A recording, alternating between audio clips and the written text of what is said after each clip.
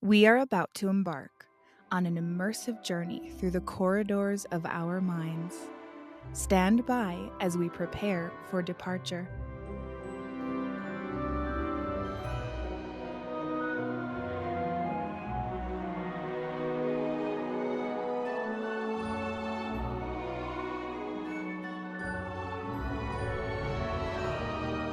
Welcome aboard, everyone, to the Productivity with Peace of Mind podcast adventure. Our journey will begin in just a moment. Inhale deeply and exhale.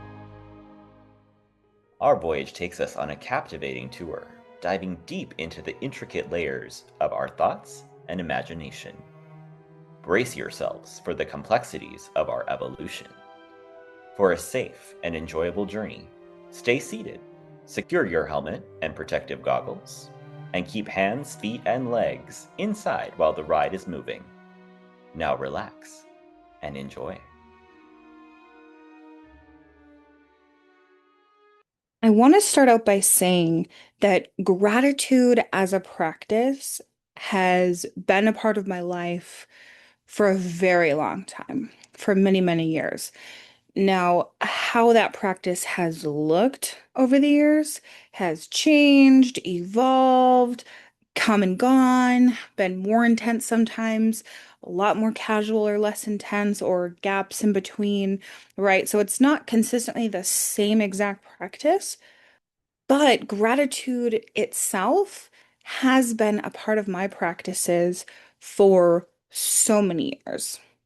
And one thing I know is that whether you're doing the same practice or the same practice the same way, sometimes it can get stale. And there are times where we need more of one thing, less of another. And there's just going to be ebbs and flows in what's helpful for us, for what gets us going, what gets us motivated, what gets us moving, and what ultimately helps us be productive in the way that allows us to spend our time how we want to spend it and be who we want to be in our life and feel, right? Ultimately, it's how we feel. That's why peace of mind is part of my podcast title. Peace of mind, how we feel, feeling good is ultimately what we want to achieve.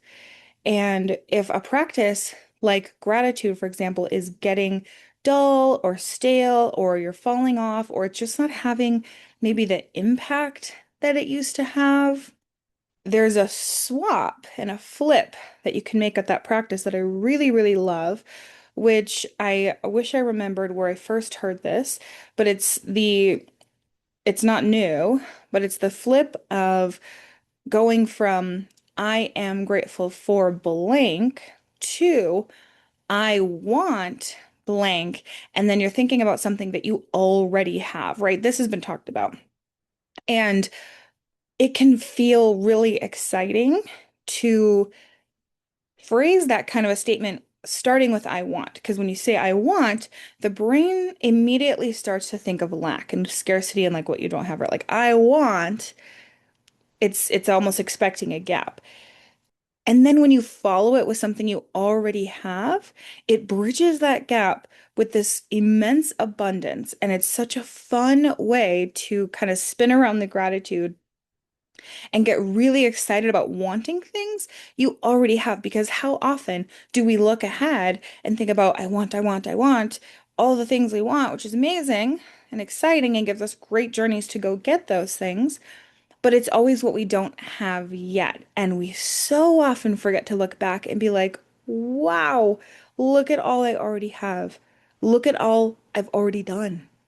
So, whether you are already practicing gratitude and maybe feel stuck in it, or something feels kind of like passive, or like it's not really changing how you feel or what you're creating in your life or how you're showing up, or if you haven't practiced gratitude at all, either way, I feel like this will really help you if you apply it, and you'll be able to just completely change how you feel about what it is you currently have, where you're at now, and where you're going. So with traditional gratitude, a lot of times, like you sit down, you think about it, it might be super vague. And if you're someone who's been practicing this for a while, your brain has already heard it all before.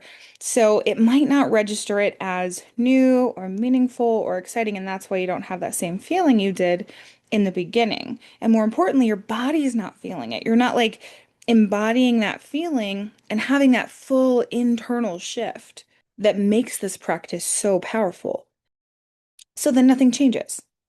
And when nothing changes, we can start to feel even more scarce, right? Think about more and more of the lack. I know I want or I need more money. I want more, need more time. I want or need to be in a better situation. And then that gap puts more and more pressure and stress and frustration onto you. And then you feel even more pressure to go get those things and more lack and more, right? Like you can see how that goes kind of in a negative spiral when you hit that wall and when you hit kind of that stagnant or stuck feeling in your practice. So the first shift to make is swap I'm grateful for with I want, and then fill it in with those things that you already have that you still want. So by doing this, we're going to wake up your brain and pull the attention back to this and kind of reinvigorate, reignite, right? Light that spark again in this practice. Or if you're just getting started with gratitude, to start here will be really on fire for you. And remember how I mentioned that sometimes it's very vague, the things that we're thinking of that we're grateful for. The more specific we get, the better, because it allows us to really feel it and be like, wow, that is really cool. And sometimes if someone else hurt us, it might be something that they don't have that they'd want, right? So think about everybody has something, right? Not everyone has the same things, but everybody has something and everybody has something they want. So there's likely things you have that someone else wishes they could have. And when you realize that, it continues to make that connection of, wow, really, it just feels so abundant, so fulfilling, so exciting. And it lets you kind of just turn that mirror from forward facing to rear view facing to look back and be so, so, so grateful for everything you have because truly there's so many miracles in every life and every journey that we get to experience. And if we don't look at them, we're not going to feel them. And if we don't feel them, we won't be in the right headspace to then go get what we want next. A common one might be like if you're doing the gratitude practice, I'm so grateful for my family, or you might list out people, I'm so grateful for so and so, or my friends, or whoever. But for me, like a common one is my sister.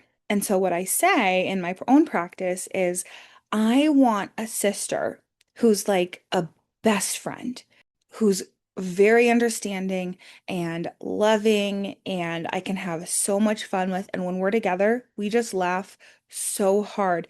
And not only can we have fun together, but we can go back and reflect on our childhood, kind of validate each other's experiences, and then share tools and resources and practices that we have and find and create and do in our own lives to help each other grow and therefore grow together as adults. And like when I think about that, I'm like, wow, I have that. No, I actually have that with my sister Abby, and I'm so, so grateful for her and for all of that I just listed out because I already have all of it. And I feel that literally head to toe on a cellular level, almost like tingling through my body as I say it, like, wow. And I know a lot of people who don't have great relationships with their siblings. And knowing that, I feel so lucky to have that with my sister, so blessed to have a sister who's like a best friend to me, who has my back, who's always there for me, who will always pick up when I call, and vice versa. Another example might be, let's say you have like a routine in your life, or maybe there's like time in the morning where you have a morning routine or an evening routine, or Thursdays, if you have a busier life with kids and family and a lot more people in your life, maybe like Thursday evening is the night everyone else is gone for an activity or something else going on, and that's your time for yourself, right? So you might think of something like that, like where in my calendar, in my space, do I have freedom and time to be creative or relax or lounge or create time for yourself, right? Like when is that time?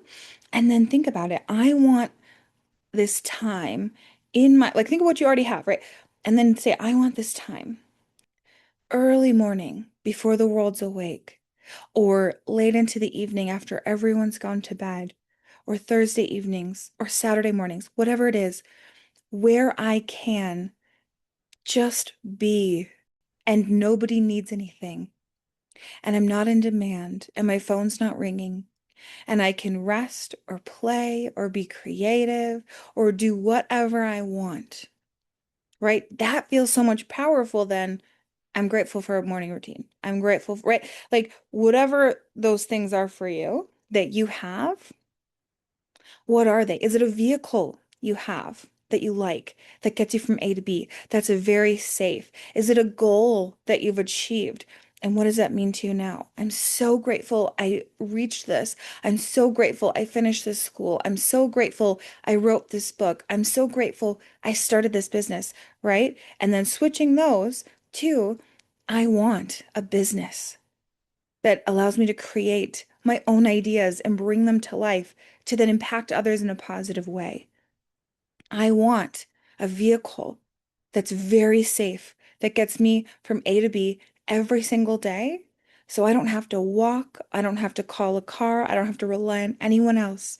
I get to choose when I come and go, right? So making those flips, I'm giving a lot of examples here, but I want you to reflect on your own life and all the things you want that you have, all the things that you once wanted that you now have, that you a year ago, 5 years ago, 10 years ago would look back and be like, whoa, no way. I have that. That's amazing, right?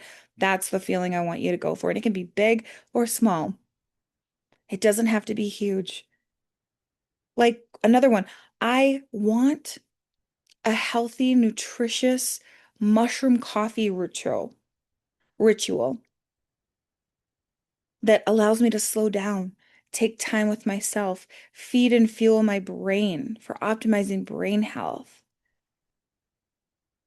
that I can then share with others, my friends, family, and then we do it together. I want a special thing like that. And I get to have that. I'm zero affiliate, but I drink Rise coffee. Sometimes I drink Four Sigmatic. Doesn't really matter the brand, but I've been doing that for probably over a year now. And I love what that routine and ritual gives me and provides me that warm cup every morning. I want beautiful coffee mugs that inspire me and make me think of beauty in the world and make me excited to create and show up every day in a way that feels impactful and meaningful to me. All of those are great examples. So continue to think of your own example because that switches it from some little checklist to an entire embodied experience. Because again, your brain responds to what feels real and alive in your body. Like I was telling you, I felt it on a cellular level as I was sharing mine with you. I want you to feel that way about yours. I want it to come alive for you in your body, in your mind, in whatever way that looks like for you. And nothing forced or how you should feel, or even if you're working towards something. I want to be working toward this, and this so I can feel this way, right? Not like I want this thing that you still don't quite have yet, or like no forcing. I want your body and brain to fully believe it and relax into it and feel it. That is where the shift happens. And as we're making the shift and as we're making this come alive and become really real in our bodies to then activate our brain and our energy and how we feel, then we can move into, you can spend as much time as you want on what you already have, or, go through 5, 10, 25, wherever you want to start and however many you want to go through, however long you want to go through that part of it. Then we shift into wanting what we don't yet have. But when we're already like seeped and soaking in that abundance thinking of wanting what we already have. So then when we think about wanting what we don't yet have or what we're working toward, it's so much more believable. It's so much more real because you've just gone through all the proof of what you've already done, of what you've already created. So we build on that, and that's when we make that shift into what it is we want that we don't yet have. And if you really want to integrate this, what I do is something that I now call the want walk. And so I take that whole practice that I just walked you through of everything I want that I already have, and everything that I want that I don't yet have. And I do that on a walk because this is where it's becoming foundational in our body. We're integrating it into reality, right? That body-brain connection we're talking about. We're moving, we're walking, we're having that bilateral stimulation of the brain to actually make that connection. So when you go for your walk, you start walking at a steady pace and just start noticing what's already in your life that you want. And quietly start saying, you could say it out loud or in your head. I want. Keep it simple but real. I want moments like this. I want a mind that can slow down like this. I want a life where I can take a walk like this. Let yourself feel it. Don't rush. Just stay with it. Continue to go through as long as you want. I want what you already have. I want fill in the blank. And then when you're ready, and only once you really feel it in your body, then you switch to what you don't yet have. I want. What do you want to create? I want. What do you want to see in your life?